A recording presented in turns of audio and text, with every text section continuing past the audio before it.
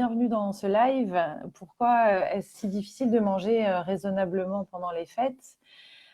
Donc, je suis Marion Couturier et j'accompagne les personnes qui ont de la difficulté à manger sans se poser de questions, qui ont tendance à contrôler tout ce qu'elles mangent et qui ont envie de retrouver le plaisir de manger naturellement.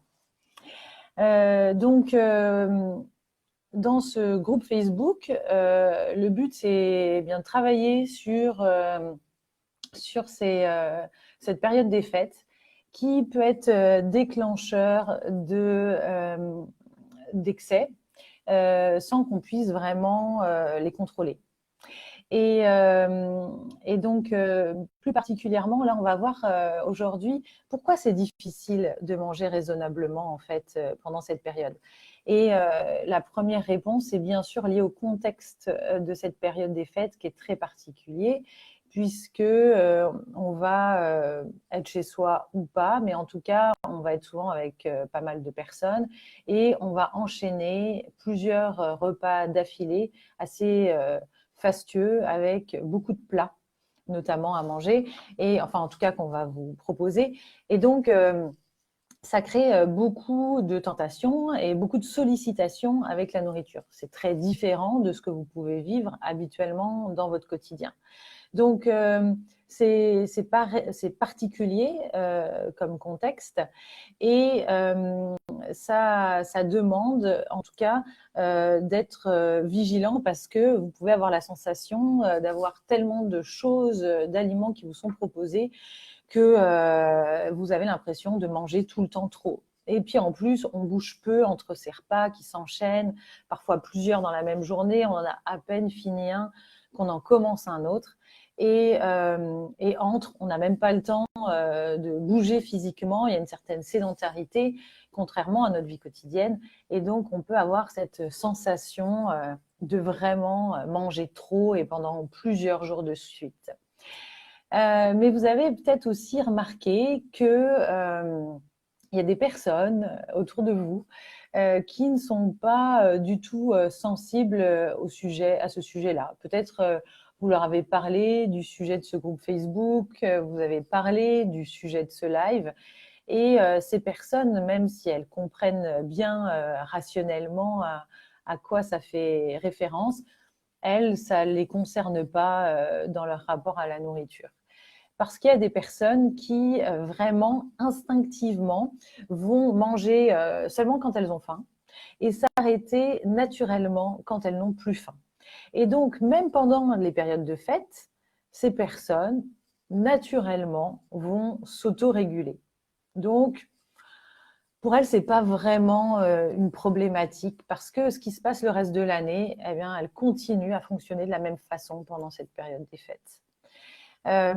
Donc, c'est vrai que moi, je sais qu'en tout cas, dans la période où j'étais en grand contrôle avec la nourriture, c'était quelque chose que je trouvais assez révoltant même de voir que pour certaines personnes, c'était tellement facile. Des personnes qui ne bougeaient pas de poids, de silhouette à travers le temps, parce qu'il y avait cette autorégulation qui faisait que naturellement, elles gardaient toujours le même poids et que pendant ces périodes de fête, eh bien, elles mangeaient, mais s'arrêtaient naturellement quand elles avaient plus faim et ça n'avait jamais cette sensation trop de lourdeur ou d'excès. Et donc, j'ai découvert que, bien scientifiquement, des études ont été faites et que ces mangeurs dits régulés, eh bien, ont en effet un rapport instinctif à la nourriture, un peu comme des enfants. Et donc, pour eux, ça se fait tout seul. Et donc, si vous avez peur de ne pas manger raisonnablement pendant les fêtes, c'est que, en tout cas, pendant cette période, et peut-être à d'autres moments de l'année, vous n'êtes pas dans cette autorégulation. Et donc, si vous n'êtes pas dans cette autorégulation, ça veut dire que votre rapport à la nourriture, il ne se fait pas juste par l'écoute de votre corps, mais il se fait au niveau du mental. C'est-à-dire que il y a une forme de contrôle sur ce que vous vous autorisez à manger et sur ce que vous ne vous autorisez pas à manger. Parce que vous avez cette sensation à certains moments d'excès, de trop manger. Et cette sensation, donc, elle vient du fait que c'est la tête qui dit « Ah non, là, tu n'as pas le droit de manger ça. Non, mais là, contrôle ton envie de sucre. C'est pas possible. Tu peux pas manger encore. Les chocolats, là, ça commence à suffire. » Donc, il y a cette forme de restriction, en fait. Et donc, cette forme de restriction, eh bien, mécaniquement, elle amène à l'excès. Parce que plus je vais vouloir me restreindre, plus je vais me mettre la pression pour surtout ne pas manger ce que je m'interdis pendant cette période des fêtes, eh bien, plus, en fait, à un moment donné, ça crée un effet cocotte-minute et ça va forcément lâcher et je vais aller là carrément dans l'excès de ce que je me suis interdit. Parce que, en fait, notre esprit est un peu comme un enfant rebelle. Plus on va lui interdire de manger quelque chose, plus il aura envie d'aller vers cet aliment. Donc, en fait, c'est un peu un combat perdu d'avance, j'ai envie de dire. Il n'y a pas moyen d'aller contre cette mécanique. C'est-à-dire qu'on peut tenir, c'est sûr, hein, on peut, vous l'avez déjà fait, j'en suis sûre, vous empêcher de manger des choses qui vous font vraiment envie. Mais il y a un moment donné, en fait, c'est trop difficile. Et puis surtout que pendant cette période des fêtes, il y a beaucoup, beaucoup de sollicitations, beaucoup de stimuli extérieurs de ces aliments que justement on voudrait contrôler. Moi, je me rappelle que pendant cette période où je contrôlais énormément ce que je mangeais, je voulais absolument pas tomber dans l'engrenage des truffes au chocolat. Et donc, pendant la période des fêtes, j'essayais, surtout en journée, de me contrôler, de me contrôler. J'avais l'impression de super bien y arriver. Et finalement, arrivé le soir chez moi, où il y avait des truffes, et bien là, j'allais dans l'excès et je pouvais en manger plein à la suite sans pouvoir m'arrêter. Et c'est juste pour vous montrer que plus je me mettais la pression, plus j'allais ensuite dans l'excès sans pouvoir contrôler le nombre de truffes que j'allais manger. Et donc, c'est juste que cette mécanique, elle se fait toute seule. C'est pas possible de faire autrement qu'à un moment donné, de lâcher et d'aller dans l'excès quand on veut absolument ne pas y aller. Donc, l'idée, c'est de trouver un autre chemin, de laisser tomber ce chemin du contrôle et de revenir aux sensations du corps. Et de revenir aux sensations du corps pour sentir quand est-ce que j'ai faim, quand est-ce que je n'ai plus faim, et suivre ces sensations. Sauf que ce n'est pas toujours aussi évident que ça d'entendre, surtout dans ces périodes de fête où on est extrêmement sollicité par tous ces plats délicieux qui nous entourent. Et ça demande en fait déjà de s'arrêter et de prendre le temps de regarder pour vous quels sont les aliments qui vont favoriser ces pertes de contrôle. Quels sont les aliments avec lesquels vous allez aller beaucoup plus facilement dans l'excès.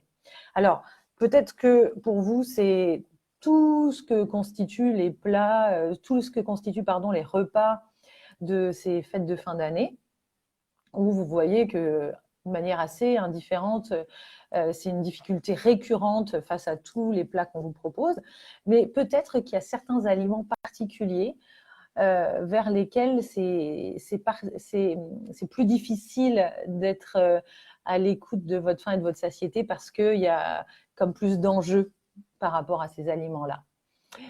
Vous voyez que même le reste de l'année, d'ailleurs, ça doit être le cas. Ce sont toujours des aliments vers lesquels ça peut être notamment des choses sucrées ou pas, hein, ça dépend de vos sensibilités, mais j'entends souvent que c'est lié au sucre avec les clients que je suis, c'est pour ça que je vous en parle.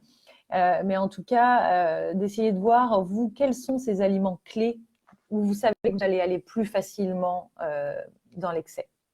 Ça donne déjà des clés. Et la deuxième chose qui est importante, c'est de comprendre en fait ce mécanisme de l'excès qui est lié à une volonté à un moment donné de contrôler et d'accepter que ça se passe comme ça. Que bah oui, pour vous, votre difficulté, elle se situe là et que vous avez envie de la transformer en étant en plus à l'écoute de vous. Donc, c'est possible, cette transformation. Vraiment, je peux vous dire que moi, aujourd'hui, je ne pense même pas vraiment à ce qui va se passer au moment des fêtes, alors que ça a pu être très anxiogène pour moi. Aujourd'hui, je sais que je vais juste me suivre et qu'à un moment donné, je vais peut-être avoir envie de manger alors que j'ai pas faim parce que c'est un dessert qui me fait particulièrement envie et parce que pour moi, c'est aussi des trucs un peu sucrés qui me font craquer. Mais en fait, c'est pas grave parce que je fais confiance à mon corps et au fait que dans les jours qui vont suivre, eh bien, je vais m'auto-réguler. Et donc, il n'y a pas de culpabilité qui vient après le fait d'avoir mangé sans faim.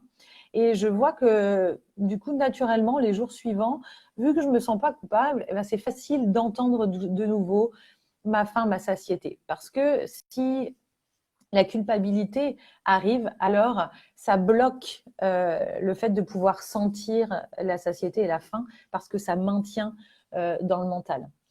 Donc, c'est vraiment un fonctionnement d'abord voilà, à accepter et puis aussi à explorer pour bien connaître vous, vos zones sensibles, savoir à quel moment vous savez que là, il va falloir être vigilante et être vigilant parce que vous savez que vous allez pouvoir tomber dans l'excès avec ces aliments-là. Et c'est pas grave, pas du tout, mais juste d'être à l'écoute pour sentir si vous en avez vraiment envie ou pas, et puis d'en manger si vraiment c'est ce qui est là et que c'est une envie hyper présente.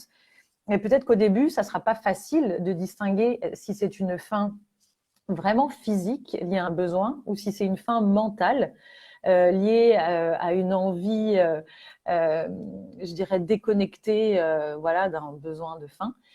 C'est en travaillant sur la distinction de ces sensations que vous aurez eh bien, des vraies clés pour pouvoir vous arrêter quand votre corps n'en aura plus besoin.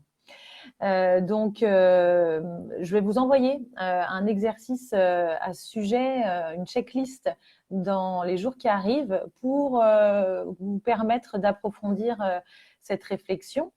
Et puis, si vous avez envie d'approfondir cette problématique et d'être accompagné pour travailler sur eh bien, cette distinction entre la faim physique et la faim mentale, cette distinction entre la satiété physique et la satiété mentale, eh bien, n'hésitez pas à m'envoyer un message, un MP pour que on puisse fixer un rendez-vous et que je vous explique mes programmes d'accompagnement. Voilà, alors je vous souhaite une très bonne journée, au plaisir d'échanger. N'hésitez pas à mettre des commentaires sous le post de ce live pour qu'on puisse échanger sur tout ce que vous vivez par rapport à la nourriture en prévision de cette période des fêtes. Tous ces aliments que vous savez être des sources potentielles d'excès. Alors, très, très bonne journée et à très bientôt. Au revoir.